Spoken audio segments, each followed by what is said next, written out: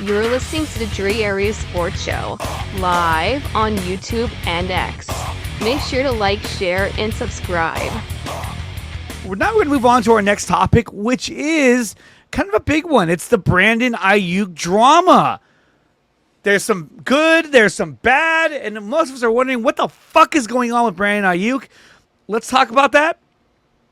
So he posted this yesterday, and this is just drama. This is like Kevin Durant kind of drama. Remember how Kevin Durant used to post weird shit on social media? It was like, dude, just ignore people, but he can't do that. He can't. He's a little bitch. So he says, y'all crybaby ass divas be killing the vibes on IG. And he said, SMH, shake my head. It gotta be an age limit on hating. If you're 30 years or older, just post your kids and shut the fuck up. Oh my God. So he's pushing back to just get ready. Here's my advice to you. Get ready for the season. Just get ready for the season. Get ready for the season. Get healthy, and stop being these prima donna. I'm so tired of the prima donna wide receivers. I've had enough. Like we talked about TJ Houshmandzadeh the other day. He was like that too. Like they're all the same. Chad Ochocinco, Johnson, Antonio Brown. Don't forget about Antonio Brown. With how could you forget that? He took his jersey off. His feet froze. And then he, gross. And then he got, what happened on a hot air balloon? He got like lost in a hot air balloon or something. I don't know. He was just weird. And now he's a troll. Now he's a professional troll on X. That's all he does now. So I do not want, and this post is, to me, like I know it's not a huge deal, but it's not a good sign. When I saw this, I'm like, this is not a good sign, because what this means is that he's bored. He's bored. He's bored. And you shouldn't. And when you're bored, I don't care how much money you make. I don't care what profession you're in.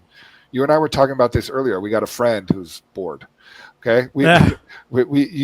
Being bored is not good, because that means you are not taking care of your business. You do not have goals. You do not have a future. You do not have structure. And what we need from Brandon Aiyuk is to get himself back as soon as possible, and not be Deebo Samuel like last year. Deebo Samuel was talking shit all year, and then he dropped the biggest pass of the year when we needed him the most. Yeah, he ran his mouth, and then he put his foot in his mouth. I was like, dude, what are you doing? And he got in a fight with the long snapper. Tabor Pepper. So it's like, okay, we're not going to do that this year. And Kyle Shanahan, he has to stay on this, and John Lynch, they need to be monitoring this, because I'm telling you right now, it's been a drama-free offseason so far. Until this guy starts posting all this bullshit. And then he posted this as well. He posted this.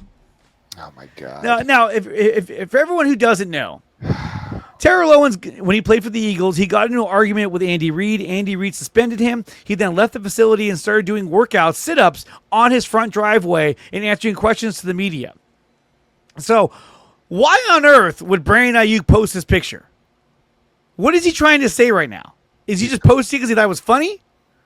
Or is there a meaning behind this? This is what I'm talking about. This guy, this is why I was saying last year they should have traded him. And I know it didn't work out. I would have loved to have Amari Cooper. If I could do that, if I could go back and do that right now, I would have done it. I know Cleveland wasn't in the right space for it. Okay, great. But if we could have gotten rid of him to Buffalo or something, I would have done it right away, because this is his mindset. This is the way he thinks. I'm not saying he's a bad guy. I'm not saying he's a bad person. From all I've heard about him, he's actually a pretty good guy. But if you go back and think about the history of Brandon Aiyuk with this franchise, when he was first drafted out of Arizona State, he had issues with Kyle Shanahan in his first 2 years. Yep. Big issues. Kyle did not, for some reason, whatever Kyle was saying was not coming. It was not getting through to him, and it took him a couple of years, 2, even 3 years, to be able to figure it out. And it's great that he did. And you know what? I'm fine. I'm happy that he got his money. I'm never going to tell someone not to get their money. You get your Skrilla, you enjoy it, but this scene with T.O., I remember it like yesterday, and he had Drew Rosenhaus there answering questions also. Yeah, remember that? This is not what we need right now. I would rather just have Ricky Pearsall and Jawan Jennings and whoever else we can pick up off the scrap heap, Robinson, and be fine with it. I do not want to deal with this. And he may not be back anyway this year. So who knows what's going to happen? Who knows? And then that went from this. He also posted this on YouTube, which I'm like, I don't know. I guess in the comment section, that's what I heard. He posted, they want to play cool now. Nah. No, I want the smoke still. I don't know what he's doing. I don't know what he's trying to get at. He's bored. Or does he want to trade? Well, that's what another thing I want to talk about is that do you think that he's hinting at, that he wants them to trade him? But we already went down this road last season. And at this point, without Deebo Samuel as a receiver, not that he's the best ever, but you kind of can't get rid of him unless you bring somebody else in to replace him. If you just get rid of him like outright, then your receiving core is down a receiver. It'd be one thing like Trent Taylor, he went IR. Oh, well. Yes. This is a guy you can't really just give up for nothing. We can't give him up for nothing. We have to get, if we're going to trade him, we need to get something in return. But right now, he's not tradable. At least from my perspective, he's not. So they made their own bed. John Lynch and the organization, when they re-signed him last year, when they gave him that contract, they made their own bed with him. I think they knew to a certain extent what they were getting into. I do think that they're going to be able to get him in when he needs to get in there, just like he did last year. The question is what kind of player is he going to be? That's why I always come back to that. What kind of player is he going to be? Is he going to be anything close to the Brandon Aiyuk that we saw in 2023? Is that are we going to see that again? I don't know if we can. I mean, I don't even know how he looks. I haven't even seen him run. His mom was like, "Oh, he's running, he's jumping, he's great." But it's like, no. His mom and his parents are kind of weird too. He's just they're not kind of the way this may sound bad, but they're not 49ers. I don't feel like he's a 49er. I thought his mom was a 49er fan. His mom is a diehard Niner fan. He wasn't, but his mom is. He doesn't that feel like sense. a 49er to me. He just doesn't feel like he wants to be part of this organization moving forward. And it scares me because that even one iota of negativity coming into that locker room can make a difference. I think that, if you're Kyle Shanahan and John Lynch, you just got to pull them aside and say, hey, man, keep that shit out of here. Don't be posting all that weird shit. Just be a leader.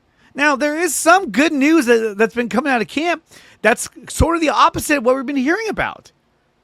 So we got this. This is courtesy of NBC Sports 49ers. It says Brandon Aiyuk has taken on a coaching role while he continues his ACL rehab. He's seen it from a player's perspective, but sitting in that meeting room now, I've said to him, Brandon, you can be here and be my coach. You can be my assistant. He loves that because he can coach up the guys and help, and he helps big time with that. So just mentally, it's been one of the biggest things for him. Who wrote that? Dude, I need to edit that. It could have been my reading too. So okay, that does not sound like proper English. He's been in meetings and coaching up on the mental part. As far as seeing it from the film, he's also been doing a great job in meetings, having an extra set of eyes on for myself. I'll ask him questions and have him coach up the guys. This is courtesy of 49ers coach Leonard Hankerson. So, that being said, Brandon Aiyuk has been very present at meetings, OTAs, and been able to talk to the guys, but obviously he's still rehabbing from his torn ACL when he got his knee blown out by the Chiefs. That was the last, freaking smack in the face by the Chiefs. Like, oh, we beat you again, and we take out your number one receiver. See you later. Yeah, then they just... See you, losers. At least they got smacked in the Super Bowl. Oh, I loved it. I loved every minute of it. Yeah, it was so good. But this is, it's good news. There's nothing wrong with that. But again, just get yourself back on the field. That is your purpose right now, is to get yourself back on the field as soon as you possibly can, and to make sure that you're strong and that your knee is going to be able to hold up for the entire season or whenever you come back. We have an easier schedule this year, so I don't feel like they need to rush him back. I feel like they need to make sure that he's right. I think last year he just I thought in my opinion, like coming off of a long playoff run, being in the Super Bowl where God, it still haunts me. He was wide open in the end zone in overtime. Yeah, they didn't throw him the ball. I know Purdy got pressured by Chris Jones, and the rest is history. But man, he was not in good shape last year. He was not ready to go, and you saw it right off the jump. opening week, he was not himself, and then I think that definitely contributed to his injury. So they really need to make sure that he is ready to go. And if he's not, then they can wait until week 6. They can wait until week 8 if they need to. Yeah, and they might have to. I don't think he'll be ready even by week 3. I think he's a week 5, week 6 at best, but you never know. I knew something was wrong when in week 1 when this happened right here. Check this out. For the Jets and not giving up a touchdown down here before the half. Sauce Gardner back out Look there at this for throw. the Jets. Second down, end zone. Now you All right. can't make the catch. I want to talk about this play for a minute. That was the one where I was like, oh, you motherfucker. He wasn't ready. And when we say, when Tim Ryan talked about this, I remember him talking about it during that week. When you talk about guys that hold out and do not, it pisses me off to talk about it, when they do not report to camp, when they do not participate in OTAs, when they do not get the reps that they need, those are the mistakes that you see happen. It's not so much the mental mistakes, it's those again, the plays like the diving catch in the corner that he would make 99 out of 100 times. He did not make that play. And yes, I was also equally concerned because it was right in his hands. But those are the toughest plays to make when you do not get the reps that you need. And look at that. Any wide receiver coach will tell you that. Any coach will tell you that. Any broadcaster will tell you that. So this year, it's going to be a lot of the same when it comes to him because he's going to be coming in late. So they need to get him the reps that he needs and make sure that and again, Ricky Pearsall got shot last year. He got shot. So that's pretty brutal. Hopefully, crossing my fingers that some dude from Tracy doesn't shoot him again in San Francisco. Or don't go to San Francisco, Ricky. Yeah, don't go to Stay Union home. Square. Just don't go there. Ricky, I will buy all your Christmas gifts this year. Yeah. Just I haven't been there in years, and there's a reason why. Stay away from the city because right now it's a disaster over We there. used to get a great deal to stay at the Westin in Union Square. Handlery? Stay at the Handlery? The Handlery Hotel.